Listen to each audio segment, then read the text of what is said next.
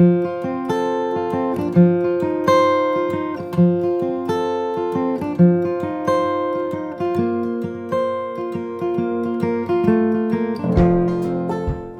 everyone and welcome to episode 25 of the Dunkelgrün podcast.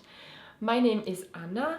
I'm coming to you from Zurich in Switzerland, and this is a podcast primarily about knitting but also about some other kinds of fiber arts here and there. Today is Sunday, the 4th of November. It is quite dark outside already, and that's why I have some lamps set up here, so I hope the video quality is acceptable. Today I have a nice program for you. It has been about 3 weeks since the last episode, and I'm very excited to share with you what I have been working on. And also about 2 weeks ago, my boyfriend and a friend of mine did a trip to Spycherhandwerk, which is a farm here in Switzerland, to attend the annual sheep shearing. So I am very excited to share some footage and the story of our trip to the sheep shearing with you. And also we're going to have a giveaway in this episode, so stick around to the end to see what it's about and for a chance to win some nice yarn.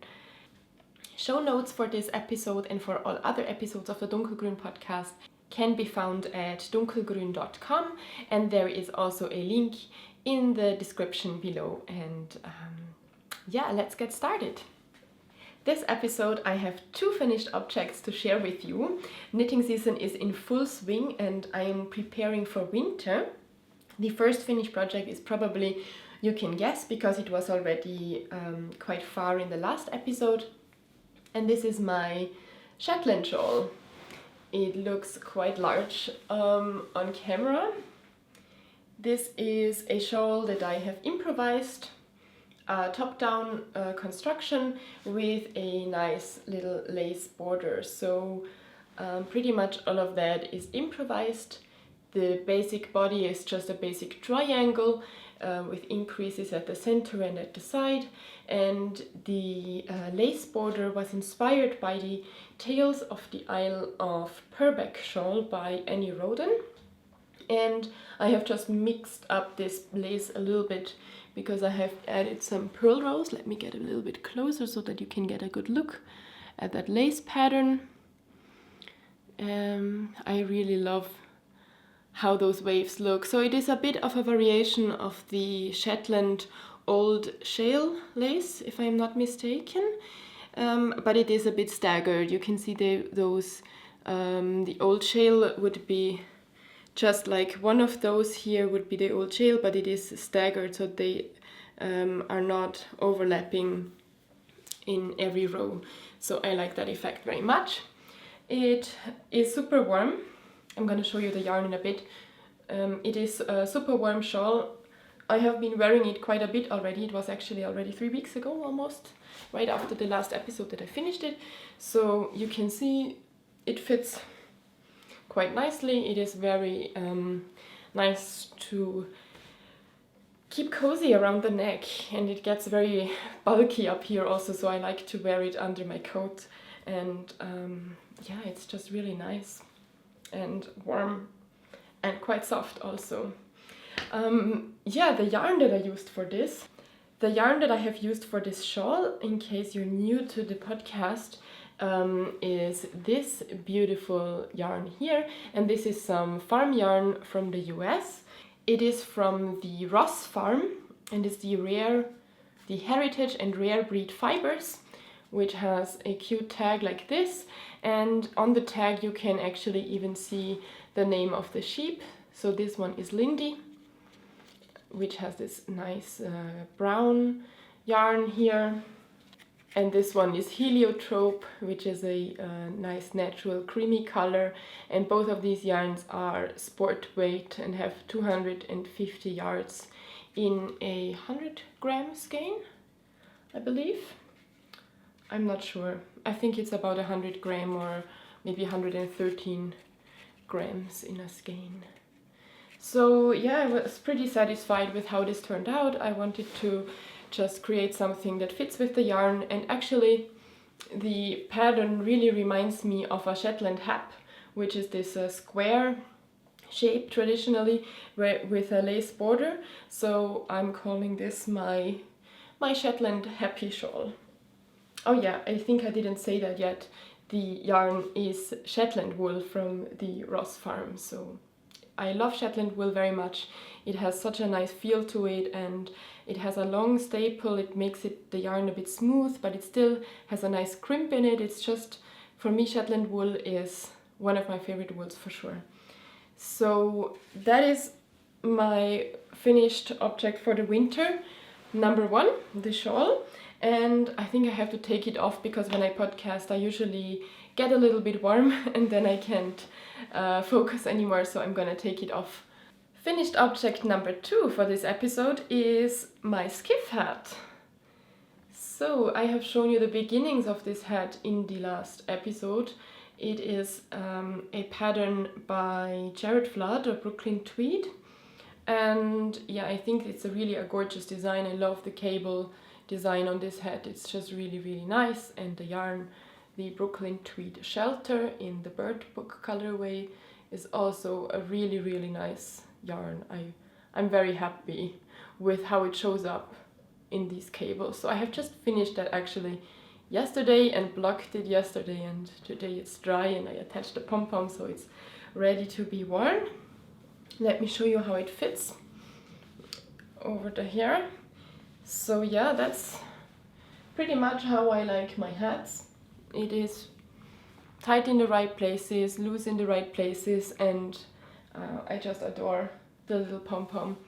So this was my first time knitting a Brooklyn Tweed pattern, and I expected quite a lot from it actually, because the pattern is a bit more expensive than other patterns on Ravelry, and I somehow expected it to be very polished and nice because I only heard good things about Brooklyn Tweed. But I have to say I was a little bit disappointed with the technical aspects of the pattern. First of all, the yarn consumption was not right. So in the pattern it said you will need 3 skeins of yarn, but in the yardage that it stated, I forgot the number, but the yardage was pretty much exactly 2 skeins of yarn, but anyway it told you that you will need 3 skeins. I had only 2 skeins, and you can see I even made the pom-pom out of the yarn, and I still have this much left of it, so this is still 25 grams actually. It's still quite a bit of yarn, and yeah, this is the label, the Brooklyn Tweed Shelter, in case you don't know it.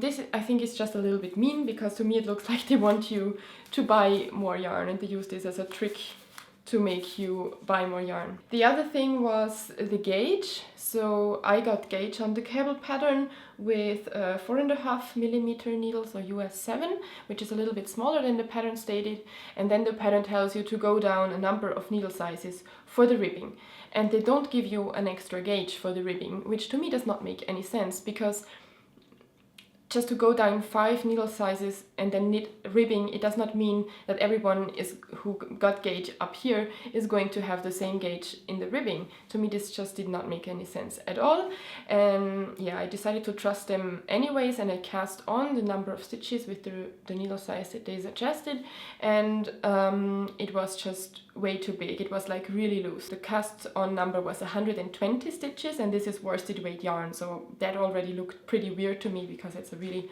high number of stitches for worsted weight yarn.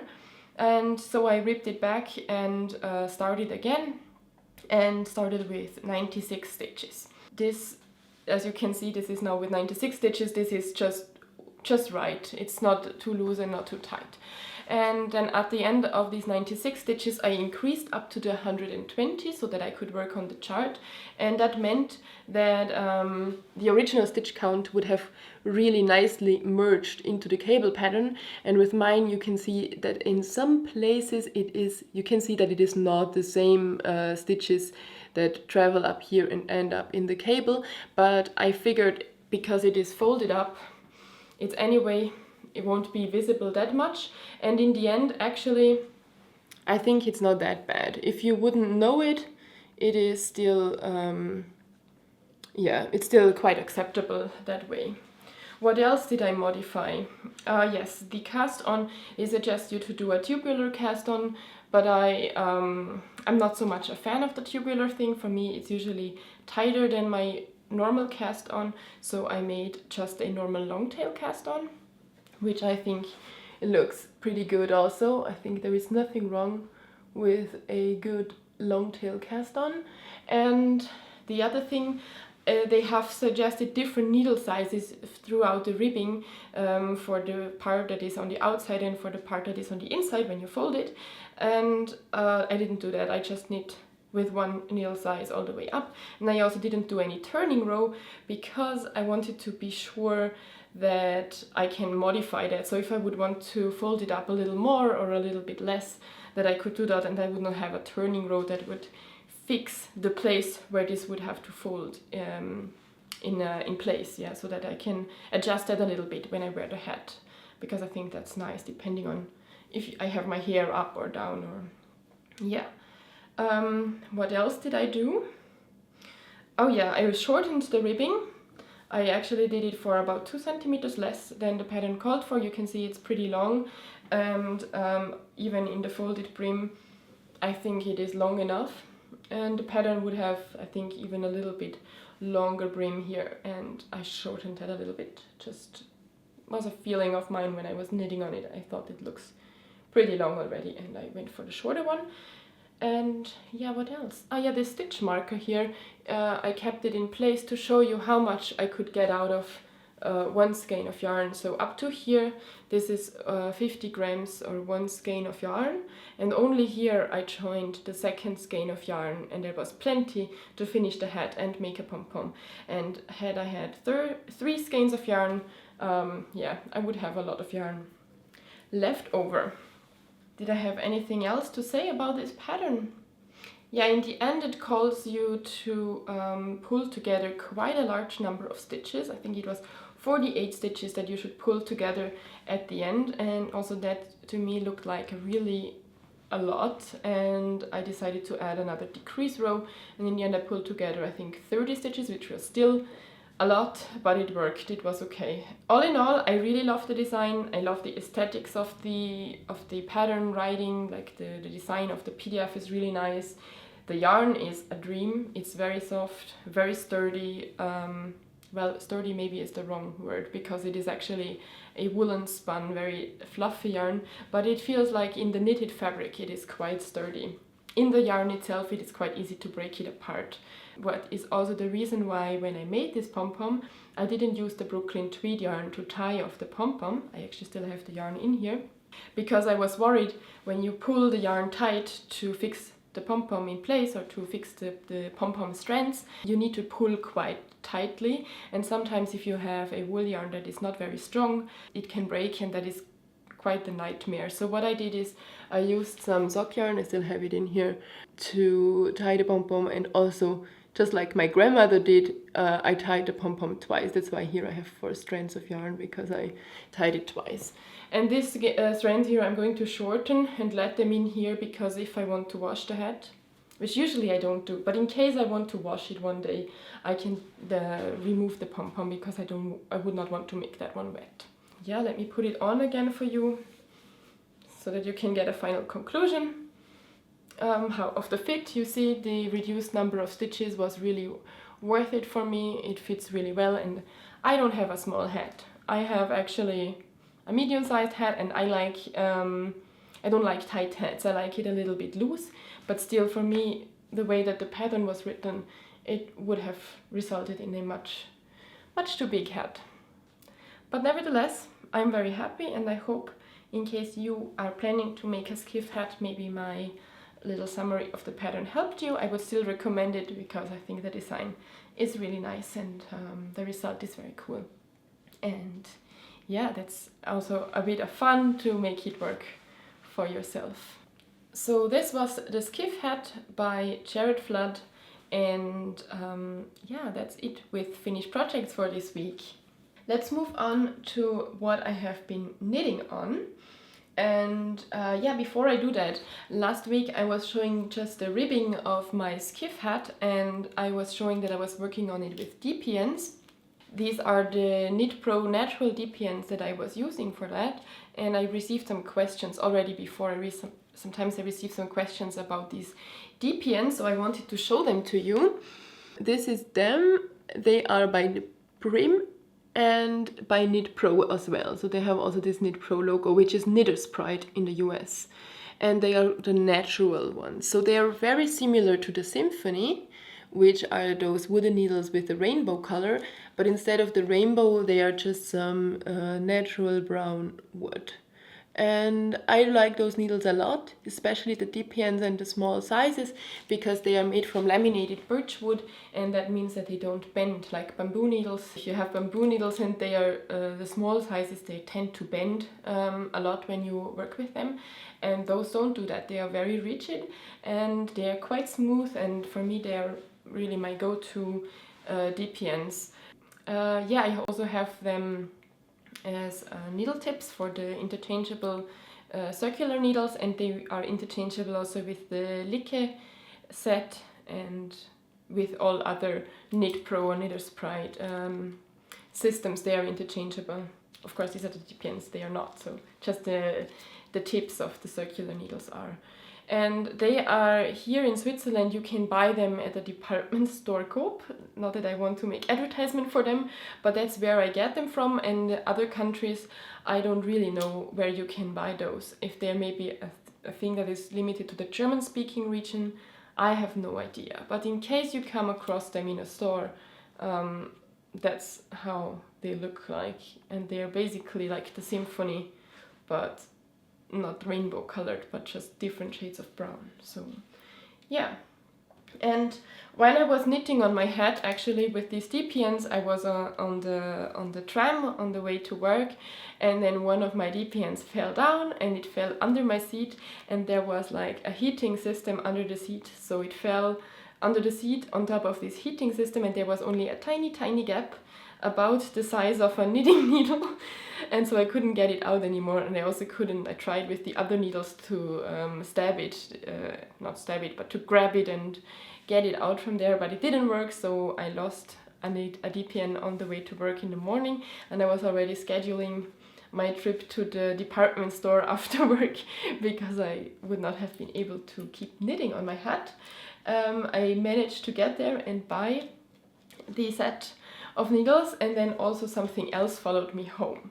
Yeah, as I was in the department store, I found this yarn that I have been looking at already for a while, and this is the Regia Perfect. This is the ball band.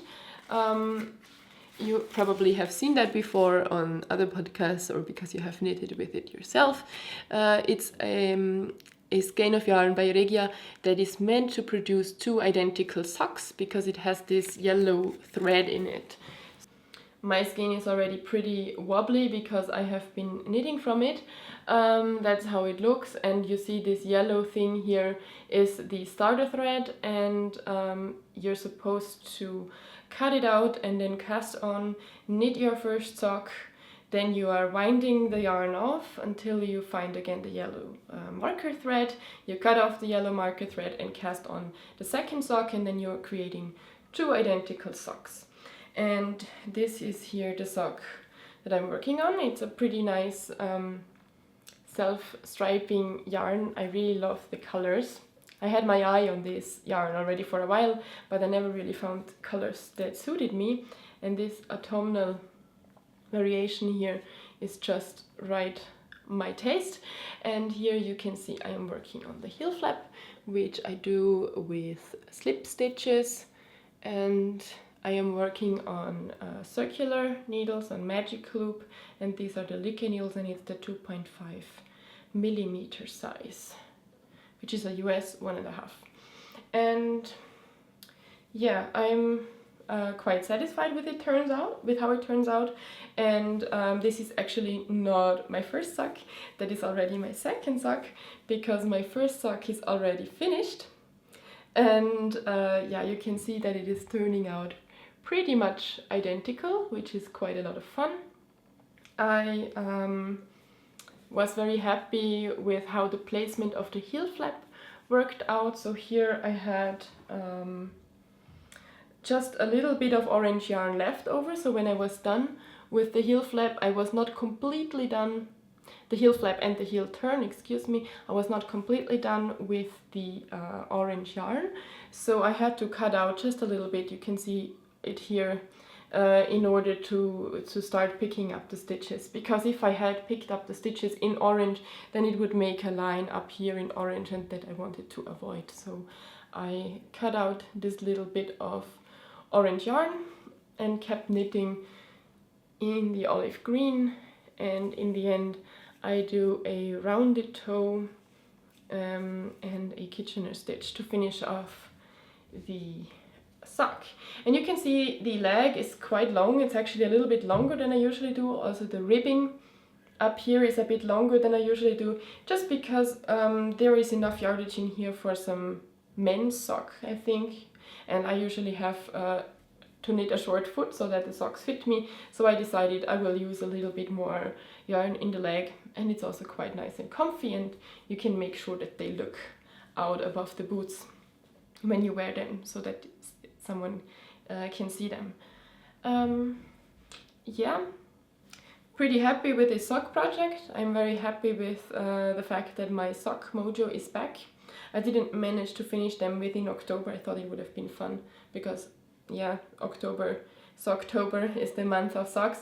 But yeah, I'm pretty happy to be working on socks again, because this year, yeah, my sock knitting was a little bit low, and it's time to change that. And of course, self-striping, self-knitting, it is pretty much fun to do that. And it's also great for my commute to work, which is just 10 minutes long, and then I can just work on a couple of rows. These are the socks, and I have the feeling today is the episode of all the accessories, because I have cast on another little project, and that is a pair of mittens. And this is how far I have come. These are the Slava mittens by Handmade Riot, which is Alex, who is Bosnian, and she's living as a refugee in the southeastern US. And she designed these mittens as a traditional Slavic mitten pattern design. Let me show you a picture here so that you can get an idea of how they will be when they're finished. I really like this design. It's somewhat similar to Norwegian mittens, but the pattern is distinctively different because the shapes are so much more geometric. There are more straight lines, and it's very, very symmetric. I really like it. And yeah, I have been gifted this pattern by Alex half a year ago, and I knew I really wanted to make it. And now that winter is coming and I'm in need for some mittens, I decided to cast on. And the yarn I'm using is sport weight yarn, and that is on the one hand this natural color here, and on the other hand this beautiful skein here, which is dyed with madder, and that is Fox and the Sheep yarn. Fox and the Sheep is Nina, who is famous for her beautiful carved nostepinnes, and she lives in Sweden. And she dyed this yarn with madder. It's organic German merino wool, which is a bit rustic. It's not as soft as other merino wool. It's more like, yeah, from the softness factor, it's more like a Shetland wool. But it is really nice, and it fits perfectly for colorwork mittens. So actually I bought these two skeins from Nina at the beginning of the year for making her mittens, which I forgot the name of, but I will put the name here. This was a kit with the pattern and the yarn together, and then somehow I never made the mittens, and now I really felt the itch to cast on the Slava mittens. And yeah, so I decided to use that yarn for that, and I will find something else to make Nina's mittens. There's not so much else to say about it. The needles that I'm using here are again these Knit Pro Naturals that I showed you just before, and this is the 2mm size, or the US 0, which is really small. But yeah, I didn't do a gauge swatch, but Alex says that this results in a snugly fitting mitten, and you can also use some larger needles to make it a little bit more roomy. But I think for me this is gonna be just fine. Actually, it is not too snug, but also not too loose, so I think those mittens will fit me quite well. I am quite confident. The pattern is quite addictive to work on. It's so different to other colorwork designs, and it just looks so traditional, and I love the madder dyed yarn because that makes it even more traditional, because I could imagine that, yeah, some 100-200 years ago they would use a yarn like this for this kind of mittens.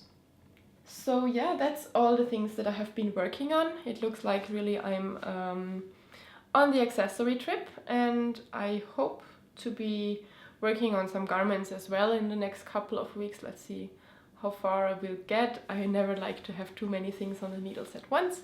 I still have a languishing sweater project which is lying around in one of my project bags that I started quite some time ago and that I am improvising, and that's why I came to a halt, because I need to think about how it shall continue and calculate, and I guess I should just knit from patterns because they always tell you how to continue, and yeah, it requires a little bit less brain space. And I have been pretty busy the last couple of weeks also at work, and come home tired, and then I don't have the brain space to calculate and think about patterns.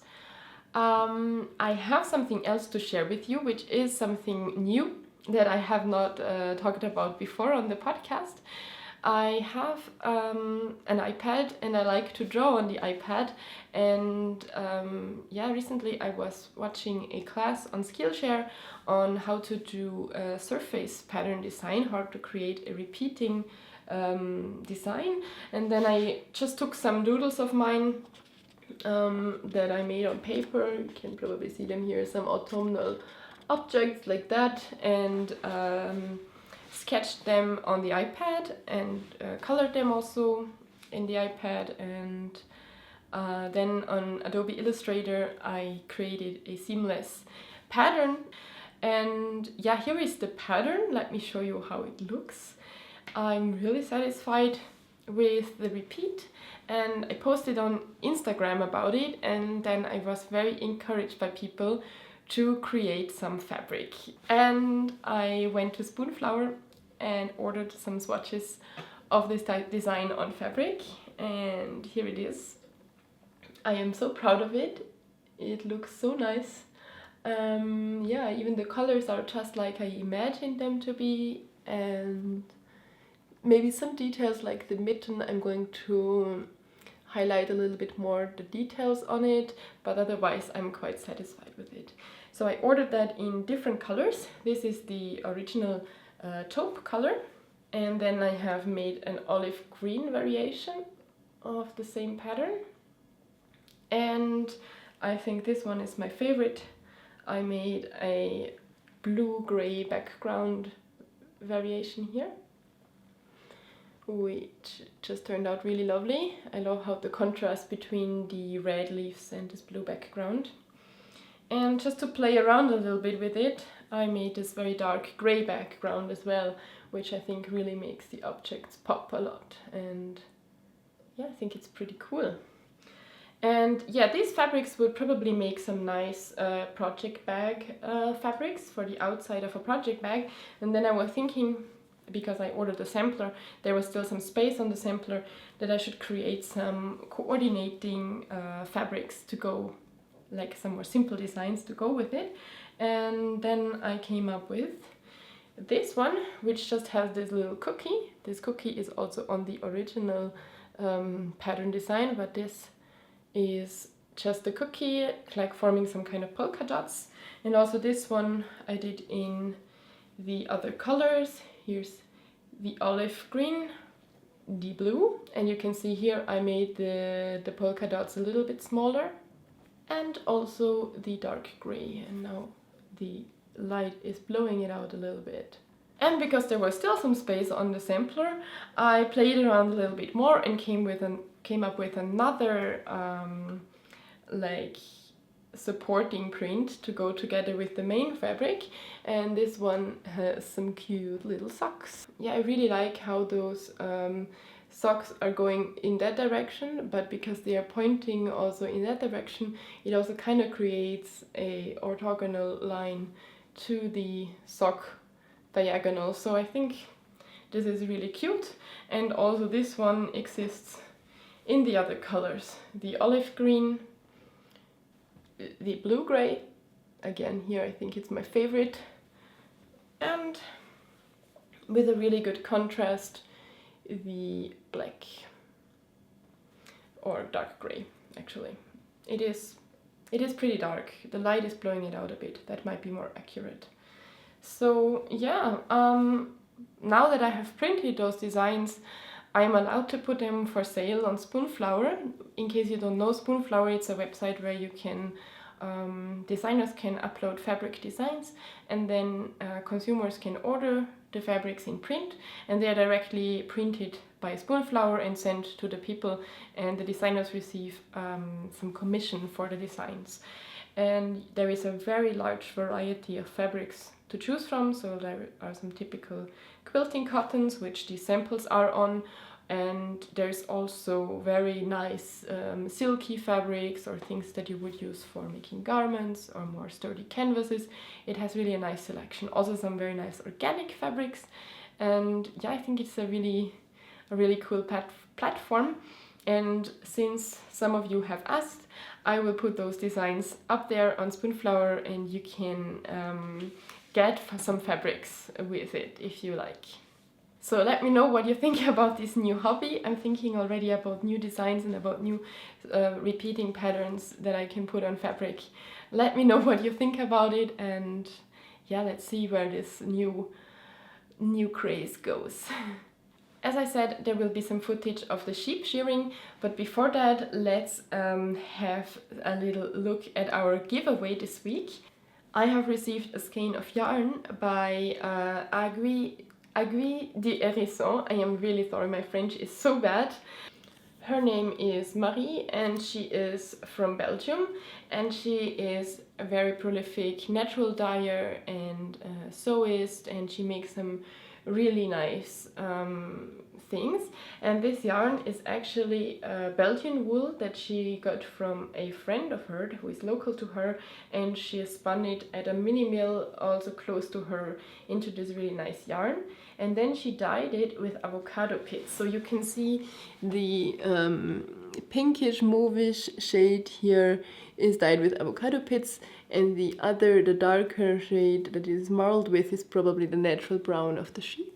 So it's really nice marled effect, and I think these kind of yarns are quite trendy right now, where you have two different strains of color applied together. And yeah, it is a very, very bouncy yarn, I have to say. I think it would be very nice for some accessories, like even socks maybe, warm, thick socks for wearing at home, or hats, mittens. It is a very bouncy yarn and rustic, but still wearably soft. So this yarn will be for a giveaway, and there will be a thread on Ravelry. So I'll ask you to hop over there and check it out. The fiber content of the yarn is 100% Belgian yarn, Hampshire and Swartbles, and it's 255 meters and 100 gram skein. So yeah, hop on over to Ravelry. There will be a thread for the giveaway for someone to win this wonderful skein of yarn. And also, Marie sent me some really nice fabric. Well, actually she sent me a project bag that is made out of some really beautiful fabric, and I have to read to you what she wrote about this. This is hand printed, hand dyed and hand sewn, and she used buckthorn and katechu, I don't know exactly how you pronounce that, as the dye. And yeah, I think it is really, really nice result. I have never seen anything like that. Again, here is her logo, and I think it turned out really cool, this project bag. And on the inside it's quite handy. It has also this nice printed fabric, and it has a lot of pockets to put accessories.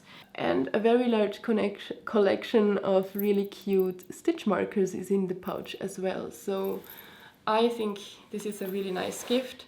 Thank you so much, Marie, for sending me this package. The project bag is for me, and the yarn is for a dunkelgrün viewer. So thank you very much, Marie. Now it is time to take you to our little trip to the farm, where we attended the annual sheep shearing. I have filmed a video of this farm before. I forgot which episode number it is, but I will put it here, and there you find a little more in-depth review of that farm and all the things that they have to offer. In this segment that is coming now, it's a little bit shorter, and you can see mainly how the guys are shearing the sheep here in Switzerland. I know it's a little different than in other countries that have a richer tradition of using wool in the last couple of decades. Here in Switzerland, just like in other Middle European regions, wool is kind of a byproduct. The sheep are bred for grazing and for the meat, and the wool is kind of a byproduct, and a lot of it is landing on compost or is thrown away, unfortunately. At this place, however, the wool is collected for use, and they are also separating the different breeds, but the fleeces are not folded and rolled up like you see in other places, so that they can be graded and judged and that sold like by the fleece. It's more mixed together, the fleeces of the different sheep. So I hope you find it interesting to see how this is done here. So enjoy!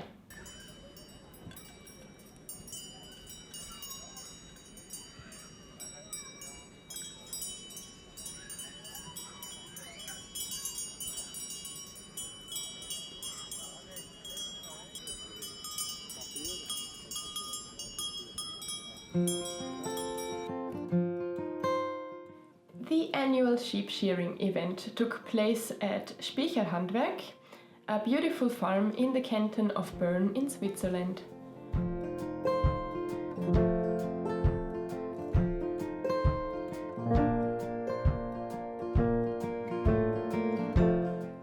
You can see that quite some people came to attend this event.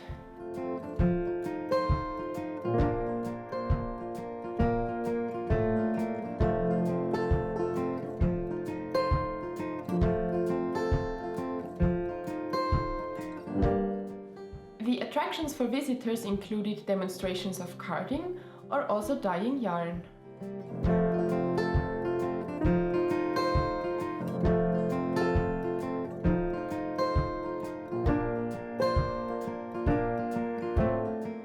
Very popular were of course also the farm animals, like this cute family of camels.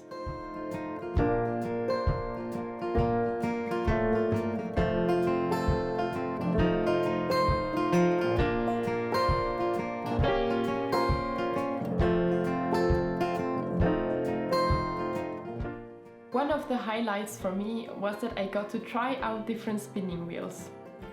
I have to admit that I was very tempted to buy one.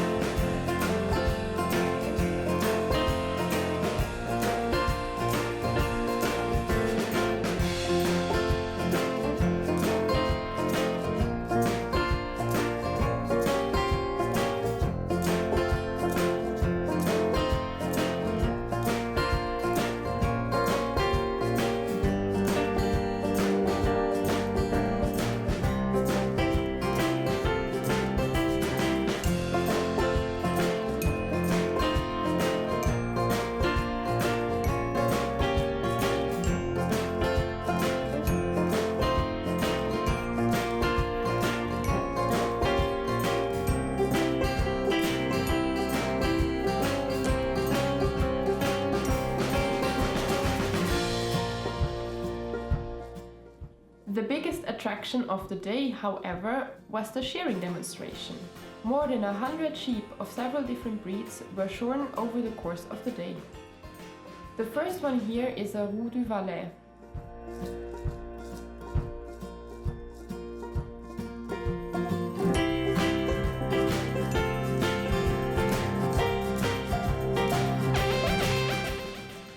one is a Jacob ram. I found it quite impressive how the shearer managed the heavy ram with his majestic horns.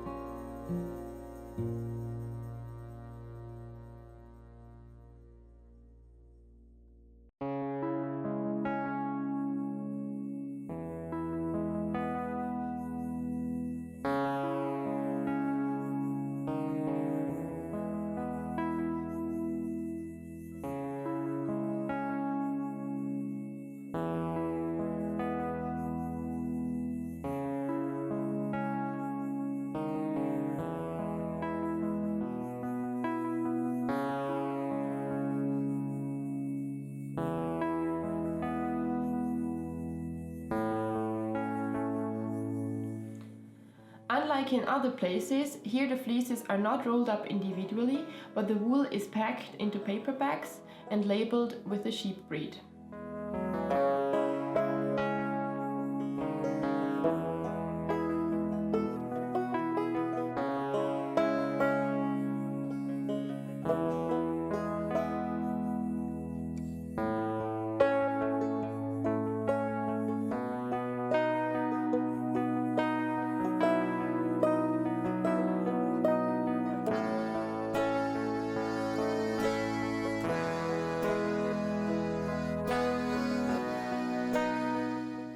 Here you can see just how big such a fleece of a Jacob sheep turns out.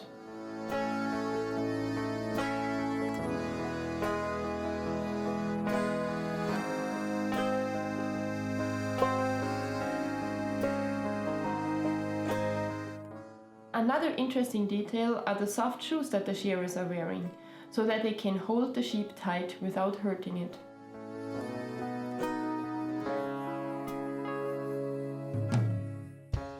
That was our trip to the annual sheep shearing at Spicher Handwerk.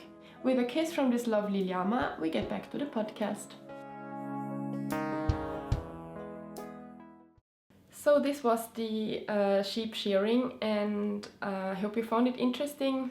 I had a lot of fun going there and seeing the many different sheep breeds that were waiting to be shorn, especially the Jacob sheep with their large horns, and also the Zackelschaf. I forgot the name in English of the Zackelschaf, the one that has these very long twisted horns. It is really an interesting sheep, that one. Yeah, this is the end of the episode. I hope you enjoyed it. Thank you very much for watching. And if you have any questions or suggestions for the podcast, please leave a comment down below, or find me on Instagram, where I am also dunkelgrün, or hop on over to Ravelry, where we have a group, the dunkelgrün group, where we have a thread also for you to ask questions and make suggestions for the podcast. So yeah, I hope you all have a great November, and I wish you happy knitting, and see you in the next episode. Bye!